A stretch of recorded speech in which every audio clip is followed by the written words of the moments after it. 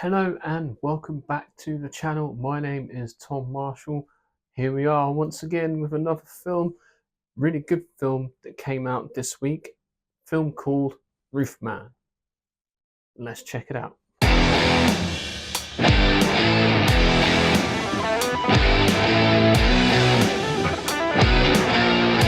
The film Roofman is directed by Derek Cianfrance. It stars Channing Tatum, Kirsten Dunst, Peter Dinklage, Lakeith Stanfield, Ben Mendelsohn, and also Juno Temple as well.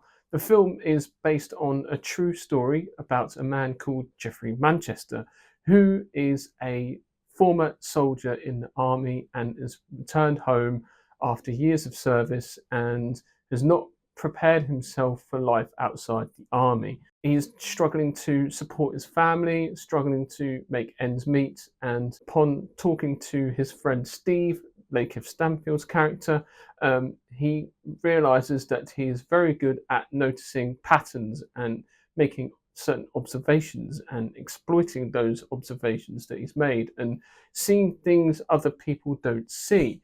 It's one of his superpowers, as he calls it. As a way to sort of try and support the family, he robs McDonald's outlets all across the country. And the way he does it is scoping out the site, finding out all the different sort of patterns and routines of like the staff and the workings of a McDonald's chain. And so finally he makes his move, climbs up to the roof of the McDonald's, bashes his way through the roof to get into the building, waits until morning, which requires him to have a lot of patience and diligence, and waits until the staff arrives to open up in the morning and essentially sort of locks them in the freezer. He's actually quite polite as well when he's doing this. He's always saying, "Good morning, hello, I'm here to rob you." He's very sort of charming in that way as well, which you find out later on. And he locks these staff members in the fridge, and one of the staff members hasn't got a coat, and so he lends him his coat, which a thief wouldn't normally do. And so he lends him his coat, and then he steals the night's or the day's takings from the day before, and he does this over and over again. He ends up robbing in total 45 McDonald's stores and is able to provide for his family, live happily ever after, have this nice life in this nice house. Or does he? So after living in paradise for about 6 months or so, he finally is arrested by the police and taken to jail. So he is in jail for a little bit and starts noticing again the patterns in the guards and the rules and the routines of prison life, and is sort of fully immersed in jail and in the prison lifestyle. And so he uses this to advantage and is very resourceful, using his knowledge in the military to sort of gather everything that he needs and sort of MacGyver's his equipment that he needs to like escape. He doesn't escape through the front doors. He doesn't do anything sort of crazy. But what he does do is, and I'm not spoiling this, it's in the trailer, but he basically uh, escapes by hiding underneath a delivery truck and just drives on out without anyone even noticing. It's not till later on that day they realise that actually he's missing, and he's then sort of all over the news. And so now he's on the run and the walls are closing in on him. He's trying to call his friend Steve to help him out, to get him out of the country, but he's not there. And so what does he do in the meantime? He finds a place to hold out, and that was a Toys R Us. So this film is sort of set in sort of like the early 90s, and so there's an element of like nostalgia here. And so he hides in the Toys R Us for months and months on end. Again, using his training from the military, he was able to disconnect the security, he was able to live off the land essentially, and sort of make a life for himself in the Toys R Us store, to the point where he got a little bit too comfortable and boredom set in and so he decides to sort of push the boundaries a little bit and venture out a little bit further from the store. And this is where it all starts to sort of unravel for him. He becomes almost a member of the community of the town that he's holed up in, um, because he's ventured out. He's gotten to know all the staff members in the Toys R Us, not directly, but through the CCTV that he's been watching all this time. And he's come close to a member of staff called Lee, Kirsten Dunst's character. And so he builds a relationship with her through the church because he donates toys to the local church and becomes a member of the community. And then after that, chaos ensues.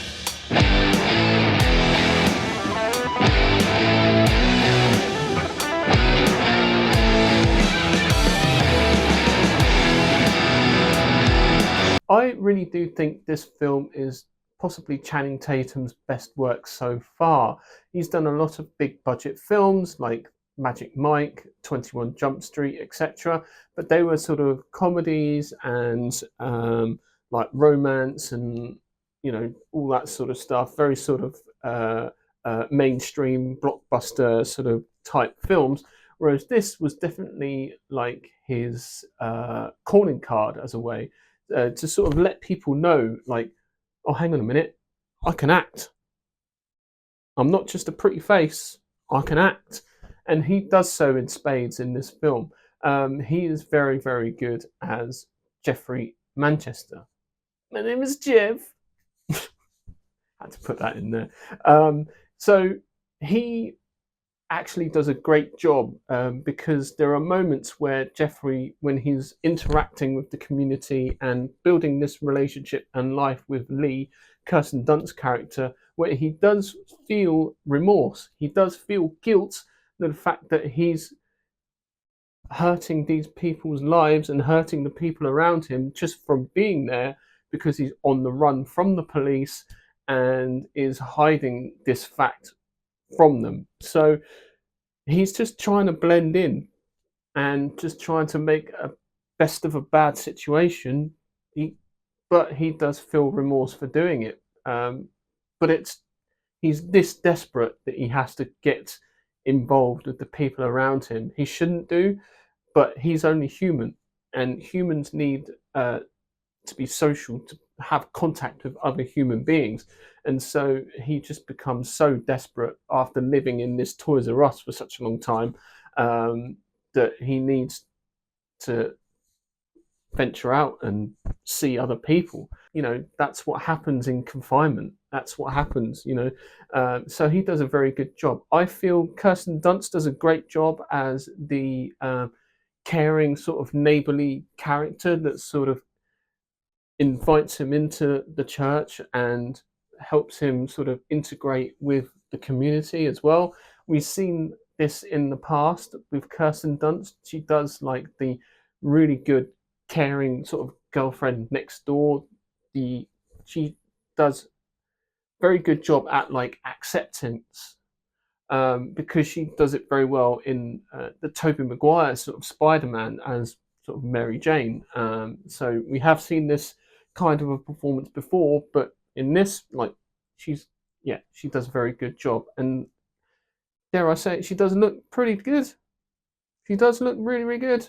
And the funny thing was, like, when I saw this film, I saw it on Saturday, I think it was.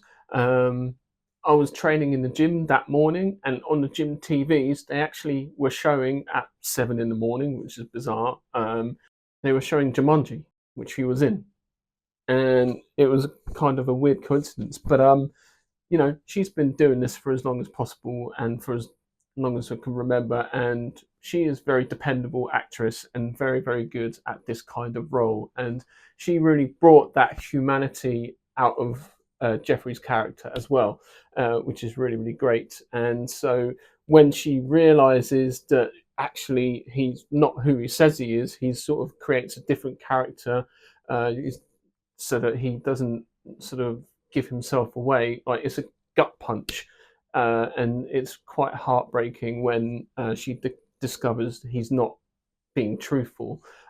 Peter Dinklage, as the store manager, does a great job as being the asshole sort of store clerk, store manager of the Toys R Us staff. Although his character does have like a little bit of a redemption.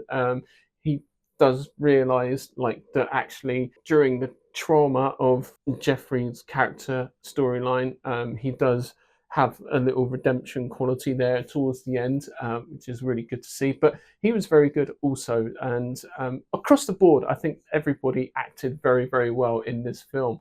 You shouldn't find Jeffrey Channing Tatum's portrayal of Jeffrey as charming because he's a thief. He's doing something very despicable, and he's a criminal, and he's breaking the law, and somehow yet you find him very sort of charming and charismatic and outgoing, polite even, and you just here for it. And it's a very sort of funny sort of juxtaposition with the criminal world and community world that he embeds himself in to try and blend in and to survive out of desperation. And so, yeah, it's hard to think that this was an actual true story. And so yeah, they did a really good job with this. And yeah, overall, really, really solid film. Definitely go and check this film out. I highly recommend watching it at the cinema. Uh, it's very nostalgic. If you're very much of the 90s era, born in of that time, you'll notice it, 90s paraphernalia everywhere, and it's yeah, yeah, it's hard not to come out of that film and reminisce and be like, oh, I remember that. So yeah, it doesn't definitely tugs on those nostalgic heartstrings for sure. So yeah, good film. It's going to be very hard to come up with the top 10 films of 2025 this year. There's been a lot bad, but also there's been some gems in there, which are going to be interesting to work out later on. So yeah, thank you very much for watching, and I shall see you in the next review.